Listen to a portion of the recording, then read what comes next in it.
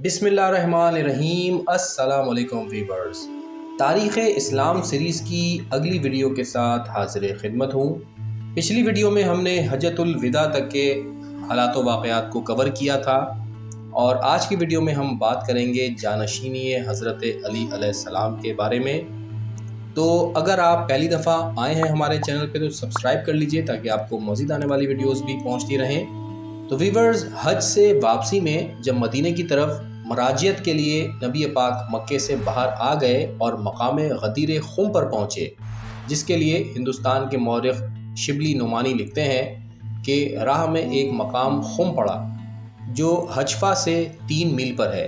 यहाँ एक तालाब है, अरबी में तालाब को गदीर कहते हैं और इसलिए इस मकाम का नाम आम रिवायतों में गदीर खुम आता है।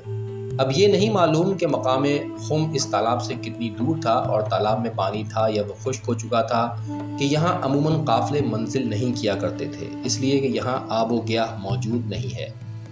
बहरहाल हुजूर यहाँ पहुँचे तो हुक्म रब्बानी पहुँचा, ए पैगंबर, जो आप पर आपके परवरदिगार की तरफ से उतारा जा चुका है उसे पहुँचा दीजिए, और अगर आपने ऐसा ना किया तो आपने इसका पैगाम कुछ भी नहीं पहुँचाया।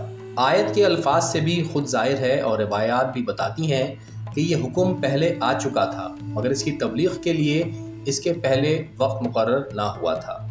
हुजूर ने इस ऐलान में ताख़ीर फरमाई, इस इंतज़ार में कि मौका ऐसा साज़गार हो कि इसमें इख्तिलाफ ज़्यादा पैदा ना हो। मगर अब ये जगह आ गई जहाँ अल्लाह को इल्म था और दुनिया पर बाद में ये हकीकत भी साबित हुई कि अगर हुजूर इस जगह से आगे बढ़ जाएँ और काफ़िला रवाना हो जाए तो फिर रास्ते बदल जाएंगे और इतना बड़ा मजमा फिर कभी पैगंबर खुदा को फराहम नहीं हो सकेगा। तो अब खालिक की जानिब से ये हुक्म ताकीदी आया ताकि ज़्यादा से ज़्यादा मुसलमान इस हुक्म रब्बानी को सुन लें और हुज्जत तमाम हो जाए। चुनाचा नबी पाक अपने घोड़े से उतरे। उस वक्त शदीद गर्मी थी। पैगंबर खुदा ने हुक्म दिया कि छोटे छोटे दरख्त जो वहाँ हैं वो उखाड़ दिए जाएँ ताकि ज़मीन साफ़ हो जाए। फिर ऊँटों के पालान को एक दूसरे पर रखकर एक तरह का मिंबर वहाँ पर बनवाया और अब ऐलान किया, अस्सलातु जामिया, यानी नमाज जमात में सब आकर रसूल के साथ शरीक हों। चुनाचा सब मुसलमान सिमट कर इकट्ठा हो गए। रेगे सहरा की तपिश का ये आलम था कि अबाएँ या चादरें पैरों से लपेट ली गई थीं।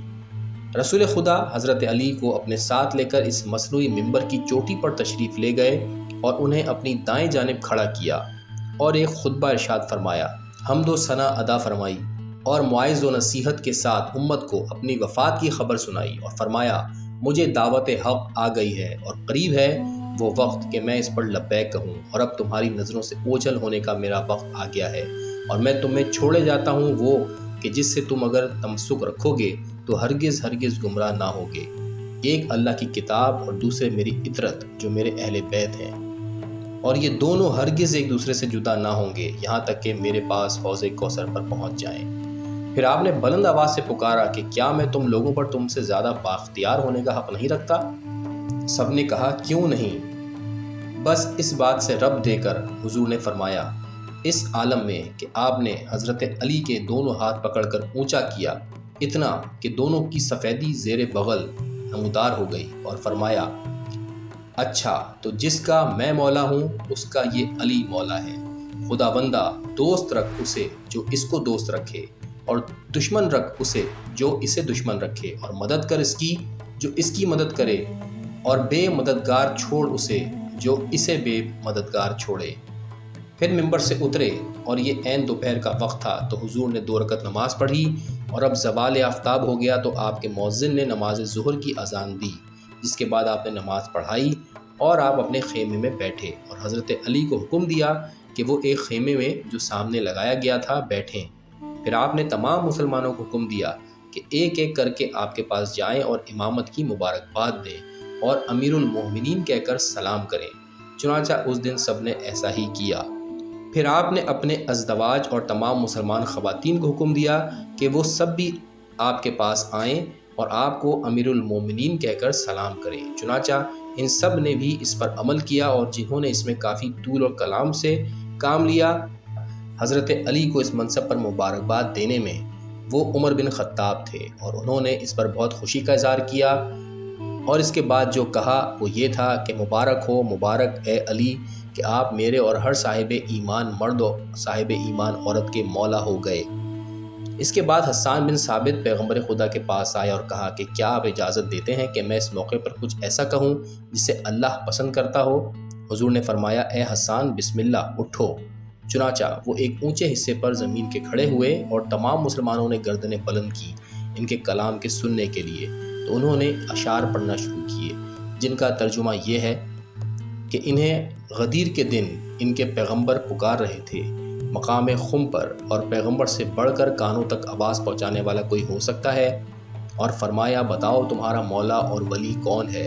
تو سب بول اٹھے اور کسی نے اس وقت دشمنی ظاہر نہیں کی کہ خدا ہمارا مولا ہے اور آپ ہمارے ولی ہیں، اور آپ ہم میں سے کسی کو آج نافرمانی کرنے والا نہیں پائیں گے۔ تو حضور اکرم نے ان سے کہا کہ کھڑے ہو اے علی کہ میں اپنے بعد تمہارے امام اور رہنما ہونے کو پسند کرتا ہوں، تو جس کا میں مولا ہوں اس کا یہ ولی ہے، تو تم سب رہو ان کے لیے مددگار اور موافقت رکھنے والے۔ اس موقع پر آپ نے دعا کی کہ خدا بندہ اس کے دوست کو تو دوست رکھ اور جو علی کو دشمن رکھے اس کا تو دشمن ہو۔ اس پر حضرت پیغمبر خدا نے ان سے فرمایا اے حسان ہمیشہ روح القدس کے ذریعے تمہاری تائید ہوتی رہے گی جب تک تم اپنی زبان سے ہماری مدد کرتے رہو گے۔ اور حضرت پیغمبر خدا اس جگہ سے ہٹے نہیں یہاں تک کہ یہ آیت اتری کہ آج میں نے تمہارے لیے تمہارے دین کو مکمل کر دیا اور تم پر اپنی نعمت کو پورا کر دیا، اور تمہارے لیے اس دین اسلام سے میں راضی ہوا۔ اور حضرت نے فرمایا اللہ کا شکر دین کے مکمل اور نعمت کے پورے ہونے اور پروردگار کی میری رسالت اور علی کی میرے بعد ولایت سے راضی ہونے پر۔ ویورز یہ تو تھیں تاریخی روایات، لیکن در حقیقت ہوا کچھ یوں کہ نبی کی آنکھیں بند ہو جانے کے بعد حضرت علی علیہ السلام کو جیسا کہ نبی پاک نامزد فرما چکے تھے غدیر خم میں کہ میرے بعد وہی امت کی رہنمائی اور امامت کریں گے، یعنی خلیفہ ہوں گے، لیکن ایسا نہ ہو سکا، اور کچھ ایسے سیاسی اور انتقامی اور نفرت سے بھرپور واقعات پیش آئے کہ سقیفہ بنی سعدہ جیسا واقعہ ہوا اور حضرت علی کو خلافت نہ مل سکی۔